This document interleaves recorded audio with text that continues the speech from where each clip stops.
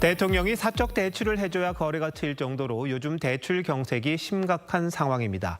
은행권이 대출을 더욱 조이면서 실제 집이 필요한 실수요자들은 그야말로 날벼락을 맞았습니다. 얼마나 심각한지 박한솔 기자와 따져보겠습니다. 박 기자, 대출이 어렵다 하는데 어느 정도로 막혀 있는 겁니까?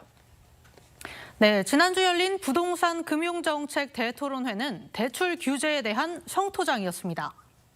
전체 입주민들의 60% 정도만 앞으로 3개월 이내에 입주할 수 있겠고 나머지는 자금을 어떻게 마련해야 할지 고민이어서 언제 될지 모르겠다. 은행 모두가 다 총량 규제 때문에 중도금 대출할 수가 없다 해요. 갑자기 대출이 막히니 계약 파기 위기에 몰리거나 잔금 마련이 막막해진 분들 많습니다. 주택담보대출, 전세대출, 신용대출 모두 어렵습니다. 주택담보대출의 경우 최대 한도가 6억이지만 일부 시중은행은 대출 총량제에 따라 한도를 3억으로 더 낮췄습니다. 수도권과 규제지역 전세대출은 2억 한도로 축소됐습니다. 신용대출 역시 1억 원으로 축소돼 이른바 대출 셧다운 상황입니다. 은행까지 나서서 대출을 조이는 이유가 뭡니까? 네, 정부가 지나치게 가계대출이 많아지는 것을 막기 위한 건데요. 금융기관에 일정 액수 이상의 대출을 하지 못하도록 대출 총량 관리를 주문했기 때문입니다. 지난 15일 기준 5대 시중은행 가계대출 잔액은 반년도 채 안 돼 올해 증가 목표치를 3,500억 원가량 초과했습니다. 은행들이 한도가 소진됐다며 잔금 대출을 마감했고 수요자들 사이에선 대출 오픈런까지 벌어지고 있습니다. 자, 이러다 보니까 집값은 오르죠. 대출은 안 나오죠. 그럼 실수요자들은 어떻게 대책을 세워야 합니까? 네, 2년 실거주 의무가 있는 토지거래 허가제로 전세 물량도 씨가 마르고 있어 울며 겨자 먹기로 월세를 선택하는 경우가 많아지고 있습니다. 시중은행이 막히니 제2금융권이나 대부업체를 찾는 분들까지 생겼습니다.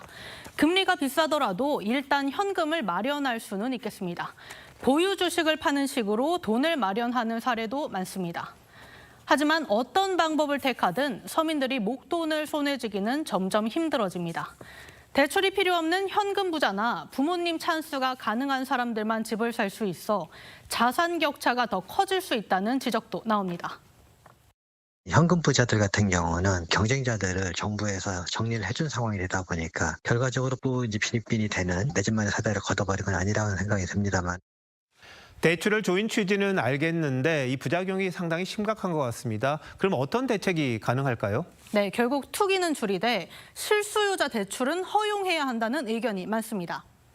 이명박 정부 당시 보금자리 주택을 통해 공급을 늘린 것처럼 3기 신도시 등의 정부가 장기 공공임대주택 등을 대폭 확대해야 한다는 지적이 나옵니다. 대출 규제에 가장 직격탄을 맞는 그런 계층들은 상대적으로 자산이 없는 가구들이 되니까 이제 문제가 커지는 거죠. 대출 기회를 확대하는 그런 선택이 필요한 시점이라고 봐요. 투기를 막겠다고 대출을 조이는 거 너무 단순한 정책 아니었나 싶기도 하네요. 박 기자, 잘 들었습니다.